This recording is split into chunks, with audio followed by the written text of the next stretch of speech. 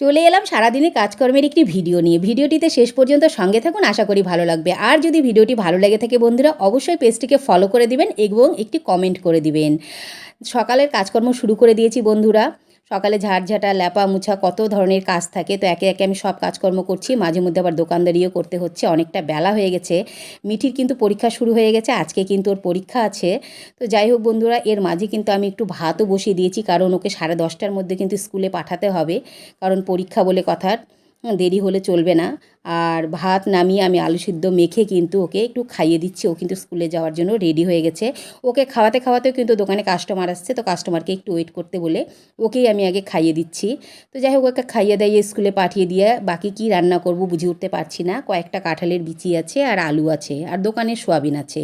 তো ভাবলাম গাছ থেকে দুটা পুঁইশাকের ডাল পেড়ে নেই, কাঁঠালের বিচি আলু দিয়ে আর পুঁইশাক দিয়ে একটা সবজি করে নিই, আর সোয়াবিনের তরকারি।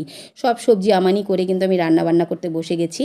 আর এদিকে দেখুন পুঁইশাকের সবজিটা কত সুন্দর হয়েছে, খেতেও কিন্তু অপূর্ব টেস্টি হয়েছিল। আর সোয়াবিনের তরকারিটাও দেখুন, এটাও কিন্তু খুব টেস্টি হয়েছিল। তো এখনও পর্যন্ত মেয়ে কিন্তু পরীক্ষা দিয়ে আসেনি, তো ভাবলাম রুটি কটা, রাতের জন্য যে রুটি সেটা করে নেই, কারণ বিকালবেলা টাইমটা আমি এত ব্যস্ত থাকি যে এদিকে আসার টাইম পাই না রান্নার দিকে। আর হচ্ছে মেয়েকে পড়ানো, দোকানদারি করা, জব করা, সব কিছু মিলে কিন্তু খুব ব্যস্ত থাকি, তাই কিন্তু আমি রান্নাবান্নাটা টোটালি এই বেলাতেই সেরে নিলাম।